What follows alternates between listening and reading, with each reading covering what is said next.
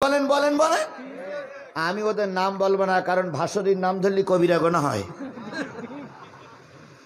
ভাসুরীর নাম ধরা যাবে না, তবে সাবধান, এক শয়তানের তাড়িয়ে যেন আর এক শয়তান মাথার পরে না বসতে পারে। এজন্য আজকের থেকে সবাইকে সতর্ক অবস্থায় চলা লাগবে। কথা বলেন ঠিক না ঠিক? এবার আসুন, ওরা বলতেন জাতির পিতা মরহুম মুজিবুর রহমান, এরপরে বলতেন গণতন্ত্রের মানস কন্যা জনাব শেখ হাসিনা। তাহলে উনি যদি গণতন্ত্রের মানুষ কন্যা হয়, তাহলে গণতন্ত্রের জন্য অমানুষ কন্যা কোনটা? এই মানুষ কন্যা যদি 15 বছর আমাদের ভোট দিতে না দেয়, তাহলে এটা যদি মানুষ কন্যা হয়, তাহলে অমানুষ কন্যা কোনটা? শয়তান আমার দেশে এই 15 বছর ছিল না। আমি একদম সত্যি করে বলতে পারি। একদিন আজান হচ্ছে তো শয়তান চলে যাচ্ছে, তো আমি বুঝতে পেরেছি শয়তান যাচ্ছে। তো আমি ঘুমের ঘরে বলতেছি, শয়তান কোথায় যাচ্ছ? তখন শয়তান, আমি ঘুমের ঘরে স্বপ্ন দেখি বলছি, শয়তান কোথায় যাচ্ছে? শয়তান বলতেছে, বড় শয়তান বাংলাদেশে চেয়ারে বসে আছে, ও মরি গেলি তাই আমি আসবো। আমি এখন পাকিস্তানের দিকে একটু কাজ করতে পারি কিনা। তাহলে ওর চাইতে বড় শয়তান আমাদের দেশে ছিল না? ছিল না? এই শয়তানের কাছে এখন যদি ফেরাউনও বেঁচে থাকতো, তাহলে এই ফেরাউনের কাছে অরিজিনাল ফেরাউন হার মানতো।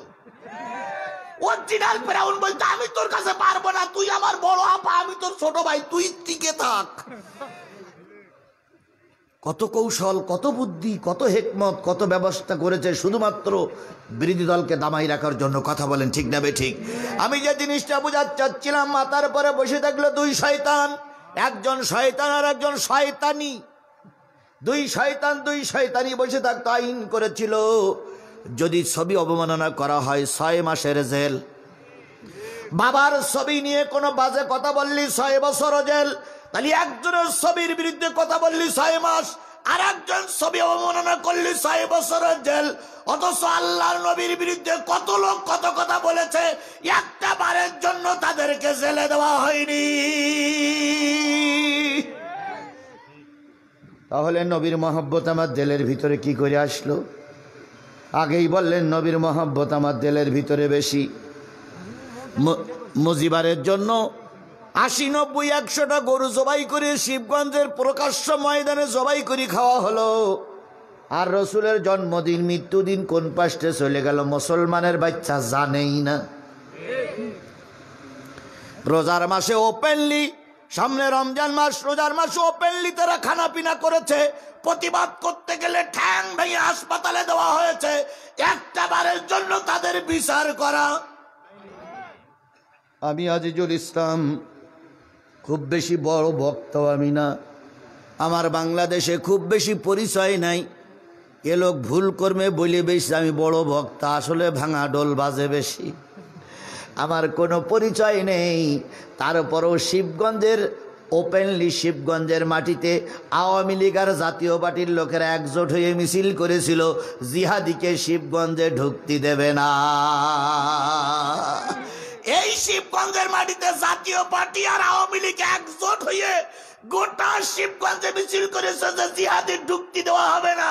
আজকে দেখো সেই সমস্ত মিছিলকারীরা জিহাদি ঠিকই আছে, তোমরা টোপলা টুপলি বেঁকেই নিয়ে দাদার বাবুর দেশে চলে গেছো।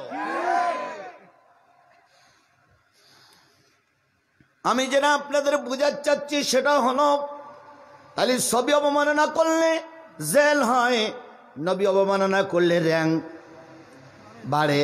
তাহলে নবীর মহব্বত আমার দেশে নাই। তাই নবীর কিছু আলোচনা শোনার জন্য আজকের এই মাহফিলে বসেছি। এই জন্য দুরুদ আর সালাম সাল্লাল্লাহু আলাইহি ওয়াসাল্লাম। ও ভাই, রোজা আসতে আর কয়দিন বাকি আছে? 30 দিন, 20 দিন, 19 দিন বাকি। 18 দিনের পরে তারাবি, 19 দিন বাকি। এই রোজা দেখে কেউ খুশি আর কেউ চিন্তা করতে না খাওয়ার মাস, যে এত তাড়াতাড়ি আসলো কেন? কি বলে? কিছু লোক এরা মনে করতেছে না খাওয়ার মাস। এত তাড়াতাড়ি আসলো কেন? একটু গুল খাতাম, একটু বিড়ি খাতাম। হুজুররা বলে খাওয়া যাবে না। এরকম বলা লোক আছে না? দুই একজন আছে। আবার কিছু লোক চিন্তা করছে, আল্লাহ রমজান মাস আসতেছে, গুনাহ মাপের মাস, রহমতের মাস, মাগফিরাতের মাস। এই রহমতের মাস, গুনাহ মাপের মাসে গুনাহগুলো মাফ করে আল্লাহর জান্নাতি হব। এক একজনের স্বপ্ন এক এক রকম। দুইজন সকালবেলা গোসল করতেছে, একজন তাহাজ্জুদ নামাজ পড়ে কষ্ট হয়ে গেছে তাই গোসল করে ঘুম পড়বে বলে নিয়ত করেছে। আর একজন সারা রাত চুরি করেছে, চুরি করে কষ্ট হয়েছে তাই গোসল করতেছে। একজন উত্তর পাশে আর একজন দক্ষিণ পাশে। তার দক্ষিণ পাশে চোর মনে করতেছে ও হুজুরও মনে হয় চুরি করতে গেল, এই জন্য আমিও গোসল করতেছি, ও গোসল করতেছে। আরে উত্তর পাশের হুজুর চিন্তা করতেছে আমিও যেমন তাহাজ্জুদ নামাজ পড়েছি, দক্ষিণ পাশের লোকও মনে হয় তাহাজ্জুদের নামাজ পড়েছে, এই জন্য ও গোসল করি এখন মনে হয় ঘুমাবে। ও চিন্তা করতে হুজুর চুরি করি চারিয়ে মনে করতেছে গোলমুড়ো তাহাজ্জুদ পড়িছে। যারা যেমন স্বপ্ন তার চিন্তা ভাবনা তেমন। সুতরাং এখানে সব ধরনের মানুষ আছে। আমাদের চিন্তা হোক রোজার মাসে গুনাহ মাফ করে নেব ইনশা ইনশা ইনশা আল্লাহ। এবার বলুন তো, পরীক্ষার দিনের রাত, পরীক্ষার যেদিন রাত আসে সেই দিন পড়লে পাস করা যায় না আগের থেকে প্রস্তুতি নিতে হয়? তাহলে আগের থেকে যদি প্রস্তুতি নিতে হয়, প্রস্তুতির জন্য আল্লাহ রসুল বলেছেন রজবের মাসে প্রস্তুতি নাও, শাবান মাসে ফসল লাগাও, রোজার মাসে ফসল কাটো। এটা ফসল লাগানোর মাস। এই মাসে যারা মাহফিলে বসবে না, বুঝতে হবে আগামী রোজা হয়তো তাদের কপালে জুটবে না। তাহলে আমি আজকে আপনাদের সামনে সূরা বনী ইসরাঈলের ৭৫, ৭৬, ৭৭, জাদুকর আরশ থেকে আল্লাহ বলে তুমি আমার পয়গম্বর আল্লাহুম্মা, জোরে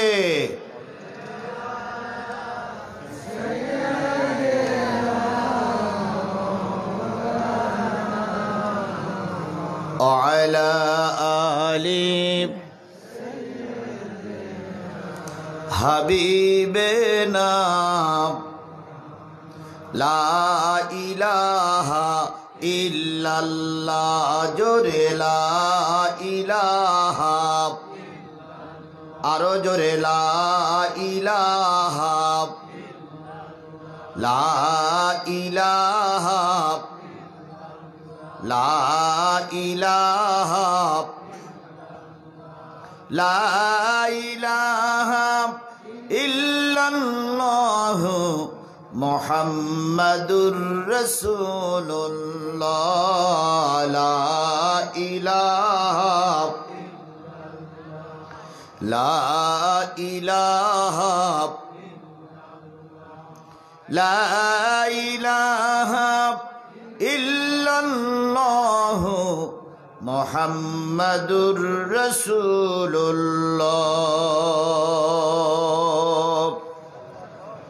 সকলে জবান খুলে একসাথে এক বাক্যে বলছি সাল্লাল্লাহু আলাইহি ওয়াসাল্লাম।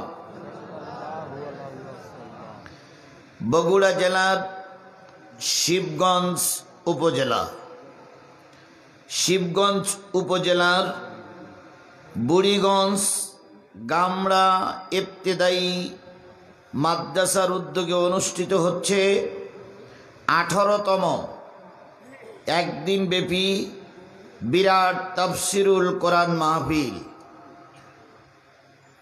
10ই ফেব্রুয়ারি 2025, 27শে মাঘ 1431 বাংলা, 10ই শাবান 1446 হিজরি, রোজ সোমবার। আজকের এই 10ই ফেব্রুয়ারি তাফসিরুল কোরআন মাহফিলের শ্রদ্ধাভাজন স্বনামধন্য সম্মানিত সভাপতি জনাব মোহাম্মদ মোখলেছার রহমান, কেশিয়ার, জায়েদ মেটাল ইন্ডাস্ট্রিজ, বগুড়া। সহসভাপতিবৃন্দ জনাব আলহাজ জহুরুল ইসলাম, জনাব মোহাম্মদ আলমগীর হোসেন, আজকের এই মাহফিলের সম্মানিত প্রধান অতিথি জনাব সৈয়দ মুস্তফা কামাল, সহকারী অধ্যাপক, arm police battalion, public school ও কলেজ, বগুড়া।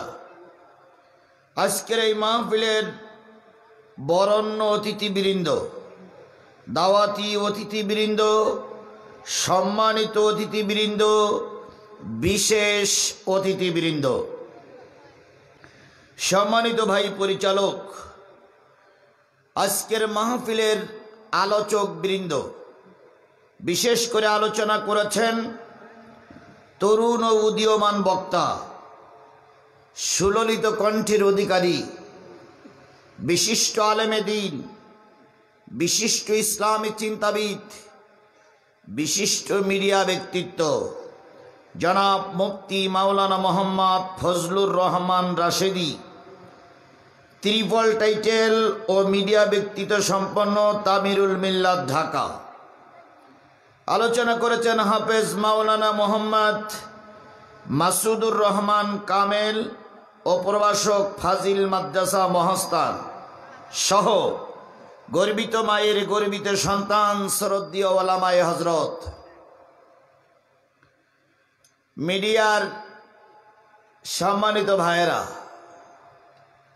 শিবগঞ্জ থানার বিভিন্ন কুটির থেকে আগত দিনদার পরেশগার মোত্তাকি ভাই ও বন্ধুগণ, পদ্মায় অবস্থানরতা শ্রদ্ধাশীলা মা ও বোনেরা, সকলকে নিয়ে আবারও সালাম বিনিময় করছি। আশা করছি সালামের জবাবটা সবাই মিলে জোরে সোরে দিবেন। আসসালামু আলাইকুম ওয়া রাহমাতুল্লাহি ওয়া বারাকাতুহু। আল্লাহ পাকের দরবারে লক্ষ কোটি শুকরিয়া, যিনি আমাদেরকে গত বছর সাবানের মাস পার করার পরে একটা বছর সুস্থ রেখে আবারও সাবান মাসের আজকের এই 10 তারিখ পর্যন্ত হায়াত দান করেছেন। বলুন তো, এর ভিতরে অনেকে মারা গেছে না যায়নি? যারা গেছে তারা আর আজকে শবে বরাতের রাত্রিতে ইবাদত করতে পারবে? পারবে না। যারা বেঁচে আছে তাদের ভিতরে অনেকেই হাসপাতালে, অনেকেই অসুস্থ, আবার অনেকেই আজকে বাড়ি বসে আছে, বাড়ি বসে বিড়ি টানতেছে, বিড়ি। আর স্ত্রীর বলতেছে ওয়াজ কি হচ্ছে নাকি? তো স্ত্রী বলতেছে বুড়া ওয়াজ তো হইয়েই গেল, কয় তালিয়া রে তারিখ যাইয়ে লাভ নাই। ওদেরকে আল্লাহ পাক কবুল করিনি, কথা বলেন ঠিক না বেঠিক? আবার অনেকেই রাস্তায় ঘুরে বেড়াচ্ছে, অনেকেই মুদির দোকানে চা খাচ্ছে, বাদাম খাচ্ছে, আর বিড়ে টেনে টেনে উপরের দিক ধোয়া তুলতেছে। এদের থেকে বাছাই করে আল্লাহ পাক আপনাকে আমাকে কিসের মাহফিলে কবুল করেছেন? আর একটু জোরে বলুন তো, কিসের ময়দানে কবুল করেছেন? বলুন তো, আল্লাহ এবং রসুলের ভাষায় এই জায়গাটা চাইতে আর ভালো জায়গা পৃথিবীতে কোথাও আছে? আল্লাহর নবী বলেছেন, ইজা মারারতুম বিরিয়াজিল জান্নাহ ফারতাউ কিলা ইয়া রাসূলুল্লাহ ওয়া মা হুন্না ক্বালা হিলকুজ যিকির। যারা বাইরে আছেন, বাড়িতে আছেন, ভালো করে শোনেন। নবী বলেছেন, যখন তোমরা দুনিয়ায় কোনো জান্নাতের বাগানে অবস্থান করবে, তখন পরকালের জন্য সেখান থেকে কিছু ফলমূল সংগ্রহ করিও। সাহাবীরা বললেন, ইয়া রাসূলুল্লাহ, জান্নাত তো পরকালে দেখা যাবে, দুনিয়ার জান্নাত কোনটি? নবী বললেন, যেখানে কোরআন এবং হাদিসের আলোচনা হয়, আর ওই আলোচনাগুলো বক্তা বলার পরে শ্রোতারা চুপচাপ বসে বসে শোনে, বিয়াদবি করে না, গাদ্দারি করে না, ফাজলামি করে না, জেনে রেখো ওটাই হলো দুনিয়ার জান্নাত। আর একটু জোরে বলা যাবে না সুবহানাল্লাহ? তাহলে আল্লাহ এবং রসুলের কথাগুলো সঠিক না বেঠিক? আপনারা সবাই মনে করেন তো আল্লাহ এবং রসুলের কথাগুলো সঠিক? এটা মনে হয় তো? তাহলে আল্লাহ রসুল বলেছেন এটা জান্নাত। আচ্ছা, এটা জান্নাত আপনাদের বিশ্বাস হয়? আমার বিশ্বাস হয় না। যদি বলেন হুজুর আপনি বলেন, আমার আপনার বিশ্বাস হয় না। আচ্ছা বলুন তো, জান্নাতের ভিতরে কোনো বিড়িখোর পাওয়া যাবে? এখানে আছে? হাত তোলেন তো ভাই, কারা আছেন বিড়ি খান? কেন আগে আগে বললেন আছে, এখন আবার হাত তুলবেন না কেন? হাত তোলেন ভাই, সমস্যা নেই, লোক দেখুক যে আপনি বিড়ি খান। হায় হায়, এখন কেউ নাই, বাড়ির দিয়ে চলবেন। আচ্ছা, বাড়ির দিয়ে বউটারে দেখে বিড়ি খাই, হাত তুললাম। আচ্ছা, এখানে কি গাঁজাখোর আছে? আছে কিনা জানি না, থাকলেও থাকতে পারে। হাত তোলেন তো ভাই। নেই। সুদখোর আছে? আছে? শিবগঞ্জে সুদখোর নাই? আছে? সত্যি করে বললেন আছে? আচ্ছা, এর ভিতরে কি আছে বলে মনে হয়? ভাইয়া ছোট্ট করে হাত তোলেন তো একটু, সেখানে আমি সুদ খাই ভাই। তুলবে না।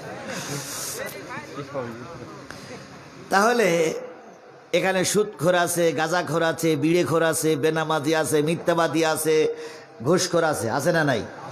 আচ্ছা, জান্নাতের ভিতরে কি এরা থাকবে? এই সুদখোর, ঘুষখোর, বিড়িখোর? বিড়িখোর যাবে কেন আমি বলতে পারবো, ফতোয়া আমি দেবো না, তবে সুদখোর, ঘুষখোর যাবে না। তাহলে আপনি, আল্লাহ রসুল বললেন এরা জান্নাত, আবার সুদখোর, ঘুষখোর আছে, তাহলে কি করে হলো? হ্যাঁ, জান্নাত এমন একটা জায়গা, যেই জায়গায় শুধু শান্তি আর শান্তি, কোনো অশান্তি সেখানে উকি মারবে না, কোনো মানুষকে মামলা দেওয়া হবে না, কোনো মানুষের ঠ্যাঙে দড়ি বেঁধে কোর্টে নিয়ে যাওয়া হবে না, কোনো মানুষকে ঘুমের থেকে ডেকে মিথ্যা মামলা দিয়ে হাজতে দেওয়া হবে না। জান্নাত শুধু শান্তি আর শান্তি। এখানে যতক্ষণ বসে আছেন জায়গাটা শান্তি আর শান্তি, এখানে অশান্তির কোনো বালাই নাই। এই লোকগুলো যদি আওয়ামী লীগের মিটিংয়ে বসে থাকতো, বিএনপি, জাতীয় পার্টি, জামাত ইসলামের মিটিংয়ে যেত, বিভিন্ন লোক বিভিন্ন রকমের কথা বলতো। কেউ বলতো আমার লোক সভাপতি হইনি কেন, কেউ বলতো আমার লোক পরিচালক হইনি কেন, কেউ বলতো আমি চেয়ার পাইলাম না কেন। কিন্তু লক্ষ্য করুন, হাজার হাজার মানুষ আল্লাহর কোরআন শুনতেছে, একটা মানুষ বিয়াদবি করে না, একটা মানুষ বেফাস কথা বলে না, নীরব হয়ে কোরআনের কথা শোনে। যেই মজলিসে শান্তি আছে ওটাই নাম হলো জান্নাত। তাহলে এই দুনিয়ার জান্নাত আল্লাহ পাক আপনাকে আমাকে কবুল করেছেন, কে রহমত করলেন? তাহলে আল্লাহ যে দুনিয়ার রহমত জান্নাতে আপনাকে আমাকে কবুল করলেন, এজন্য আপনারা খুশি না বেজার? বাইরে যারা আছেন তারা ভালো করে 1 সেকেন্ড কথাটা শুনুন, বিশ্বাস করুন, সাদা কাগজে লিখে রাখুন। দুনিয়ার জান্নাত যাদের কপালে নাই, পরকালের জান্নাত তাদের কপালে নাই। এই জন্য 10 মিনিট সময় দিলাম, দুনিয়ার সব কাজ ফেলাই রেখে 10 মিনিটের ভিতরে কোরআনের মাহফিলে আসতে হবে। যদি আপনি আল্লাহর বান্দা হন, এরপরেও যদি না আসে, তাহলে বুঝতে হবে আসমানের নিচে জমিনের উপরে এই ব্যক্তির চেয়ে নাফরমান আর কেউ নাই। তাহলে আল্লাহ পাক অগণিত মানুষের ভিতর থেকে বাছাই করে আপনাকে আমাকে কোরআনের জন্য কবুল করেছেন। এজন্য সর্বপ্রথম মুখ দিয়ে কোন শব্দটা উচ্চারিত হবে? এই কথা বলুন না, কোন শব্দটা উচ্চারিত হবে? সুখে থাকেন, দুঃখে থাকেন, কষ্টে থাকেন, মুসিবতে থাকেন, বিপদে থাকেন, খেয়ে থাকেন, না খেয়ে থাকেন, হাসপাতালে থাকেন, মসজিদে থাকেন, মাদ্রাসায় থাকেন, সর্বপ্রথম মুক্তি উচ্চারিত হবে কি? তাহলে কারোর জবান বন্ধ থাকবে না, সকলে মিলে বলছি আলহামদুলিল্লাহ। আরেকটু জোরে বলুন তো আলহামদুলিল্লাহ। আল্লাহ আমাদের সবাইকে কবুল করুক। বিশ্ব মানবতার শ্রেষ্ঠ বন্ধু, সমস্ত নবী রাসূলদের শ্রেষ্ঠ রাসূল, আমাদের প্রিয় ভাজন নেতা, যার সুপারিশ ছাড়া কোনো মানুষ জান্নাতে যেতে পারবে না, সেই নন্দিত নেতা, প্রিয় নেতা, আমাদের মাথার তাজ, আমাদের মাথার মুকুট, আমাদের প্রাণের স্পন্দন, জননেতা জনাবে মুহাম্মদ রাসূলুল্লাহ সাল্লাল্লাহু আলাইহি ওয়াসাল্লামের দরবারে লক্ষ কোটি দুরূদ আর সালাম। সাল্লাল্লাহু আলাইহি ওয়াসাল্লাম। আল্লাহ বলতেছেন কুল ইন কুনতুম তুহিব্বুনাল্লাহা ফাত্তাবিউনি ইউহিব্বুকুমুল্লাহ।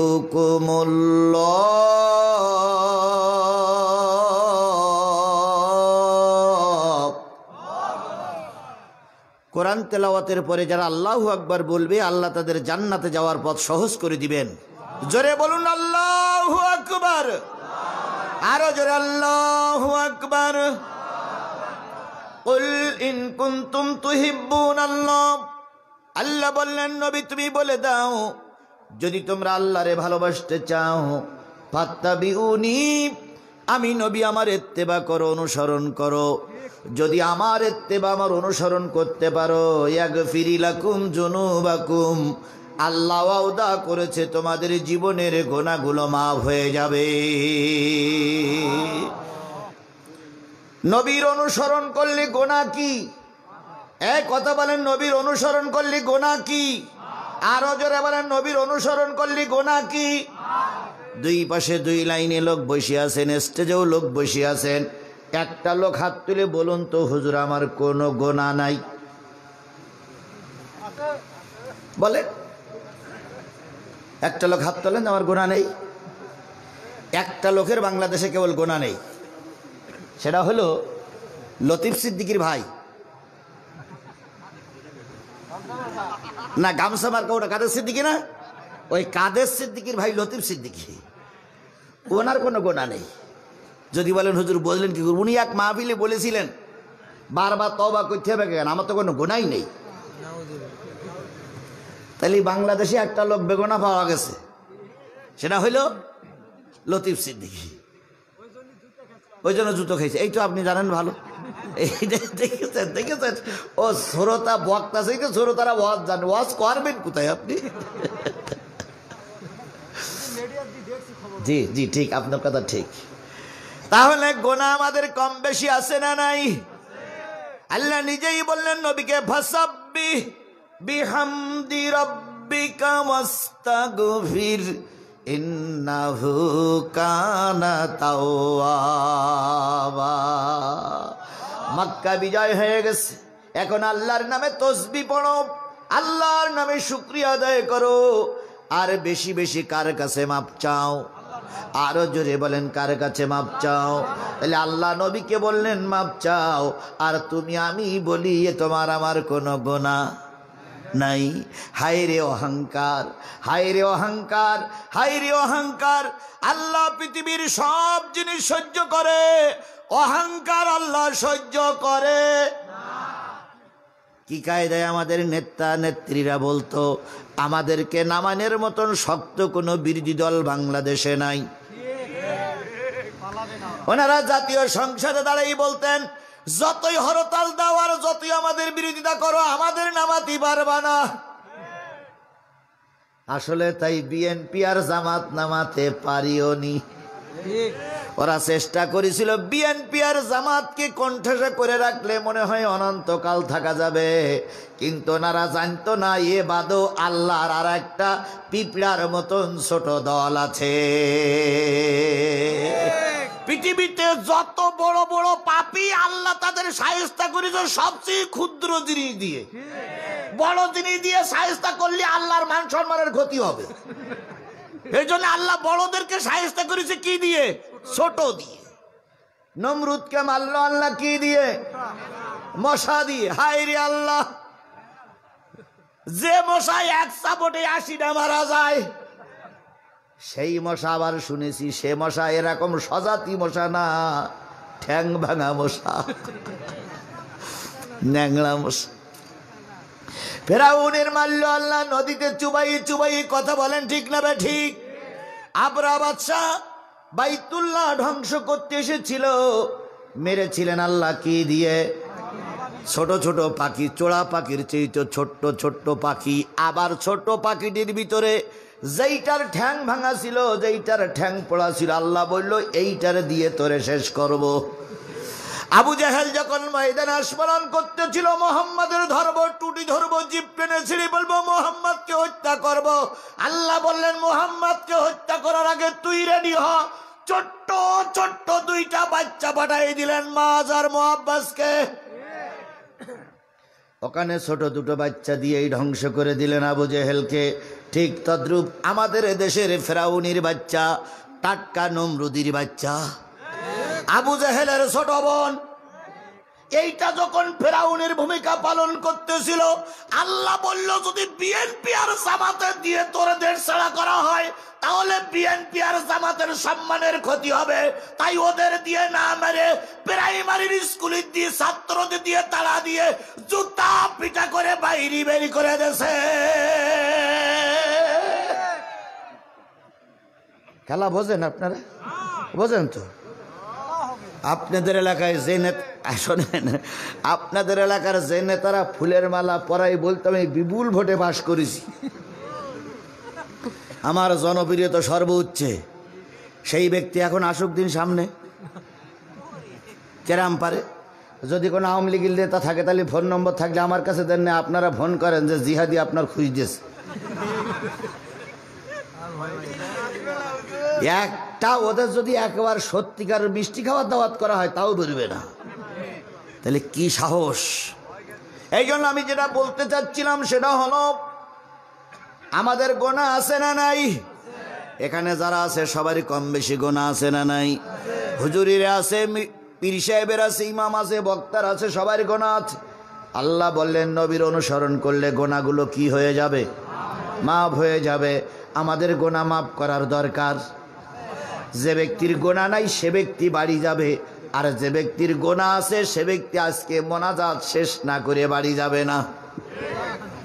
যদি আলোচনার ভিতর থেকে কেউ ওঠে, ওরে ডেকে বলবেন যে ভাই তোমার মনে হয় গোনা নেই, তা তুমি কি আমল করি চাও? তা গোনা নেই, সেই আমলটা আমার একটু বলে দিয়ে যাও। ওর কাছে শুনে নে, এবার আমার বলবেন হুজুর এ লোক চলে যাচ্ছে, এই আমল করে, এর গোনা নাই, আমিও কালকের থেকে সেই আমল করব।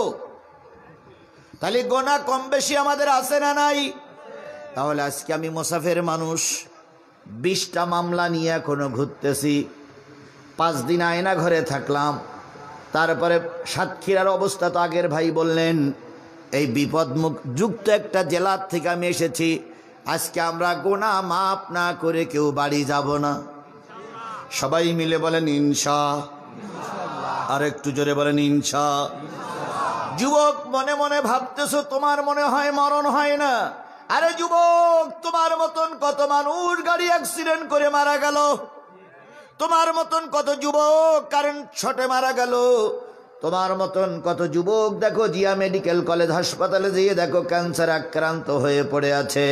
ও যুবক, অহংকার করে চলে যেও না, বাড়ি পর্যন্ত যাবার আগে আজরাইল তোমারে ধরতে পারে। এই জন্য এটা আছে গোনা মাফের মজলিস। এই গোনা মাফ করে আমরা সবাই বাড়ি যাব ইনশাআল্লাহ। জোরে বলেন ইনশাআল্লাহ। এবার আসুন, নবীরে ভালোবাসলে, নবীর অনুসরণ করলে গোনা মাফ হয়। নবীর ভালোবাসা আমাদের দিলে কম না বেশি? সবাই মিলে বলেন কম না বেশি? কম না বেশি? বেশি। আপনারা আর আমি একমত হতে পারছি না, কারণ নবীর মহব্বত যদি আপনার দিলের ভিতরে হয়, বিগত 15.5 বছর শেখ হাসিনা সরকার ক্ষমতায় ছিল, ছিল না? এই যে মক্তব, এই যে আলিয়া মাদ্রাসা, এই যে হাই স্কুল কলেজ, শিক্ষকের মাথার পরে বসেছিল একজন আব্বা আর একজন মা, একজন স্বামী আর একজন স্ত্রী, একজন ভাই আর একজন বোন। নাম কি? মুজিবার আর শেখ হাসিনা। এরা দুইজন হুজুরদের মাথার পরে বসে ছিল না ছিল না? জোরে বলেন ছিল কি ছিল না? তাহলে এই 15 বছর ধরে আন্দোলন করে এই দুইজনের তাড়ালাম, আবার যদি আর এক সরকার এসে মাথার পরে আবার দুইজন এসে বসে যায়, তাহলে ওদের তাড়াইয়ে লাভ হইল কোনটি?